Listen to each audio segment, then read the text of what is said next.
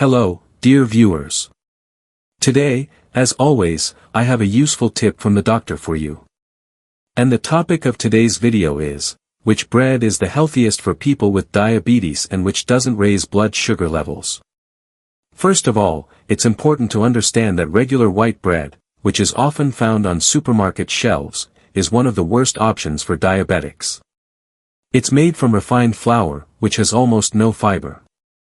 As a result, after eating it, blood glucose levels spike very quickly. This is dangerous because, for people with diabetes, glycemic control is the foundation of health. So, which bread can you actually eat? The first thing to pay attention to is the glycemic index, GI. This shows how quickly carbohydrates from a product raise blood sugar. White bread has a high GI, around 70 or higher. But whole grain bread, especially with seeds or bran, has a much lower index. The second factor is fiber content.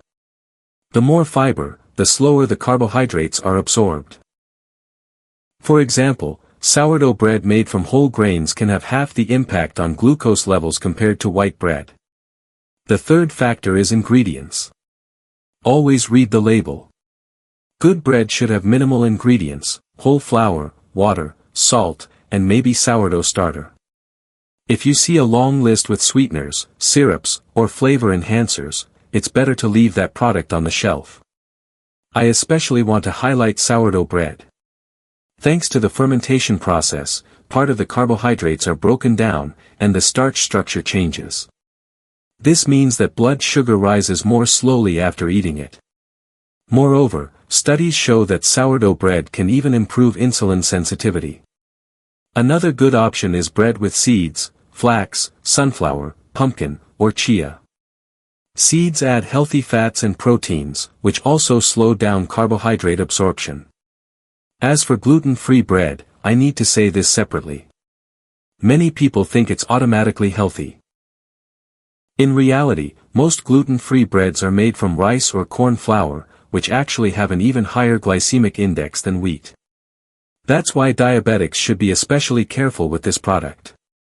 So, let's summarize the first part. Avoid white bread made from refined flour. Choose whole grain bread with high fiber content. Prefer sourdough bread. Include seed bread in your diet, if it's made without sugar and syrups. Let's continue our conversation about the healthiest bread for people with diabetes. We've already figured out which bread to choose, and now let's talk about how to eat it properly to get the benefits without harming your health. Rule 1: Portion control. Even the healthiest bread can raise blood sugar if you eat too much. The golden standard for diabetics is 1 to 2 thin slices per meal. On average, that's about 15 grams of carbohydrates. For comparison, a standard slice of white bread may contain 20 to 25 grams of carbs, which raise sugar quickly. Rule 2: Combine with other foods.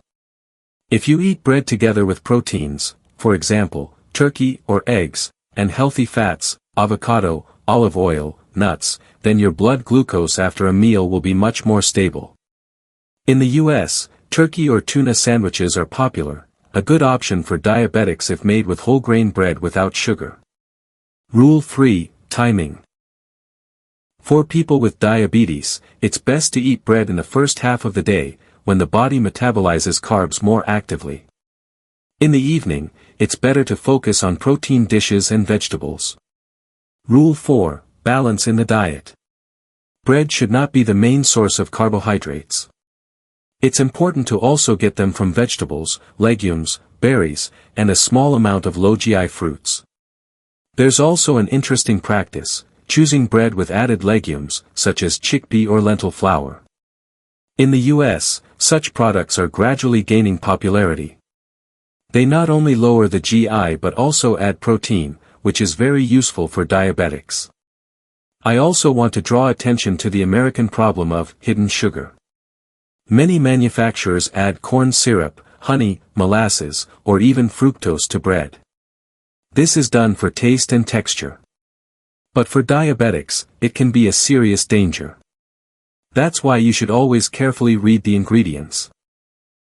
If you see syrup or sugar among the first three ingredients, it's better to avoid this product. And finally, individual response. Different people may react differently to the same product. That's why I recommend using a glucometer. Try a new bread, measure your sugar level 1 and 2 hours after eating, and you'll know for sure whether it's suitable for you. Remember, friends, that bread is not an enemy for diabetics, but it's a product that requires a wise approach. Choose whole grain, sourdough, fiber-rich, sugar-free bread. Control portions, combine it with proteins and fats, and then bread can be part of a healthy, balanced life with diabetes.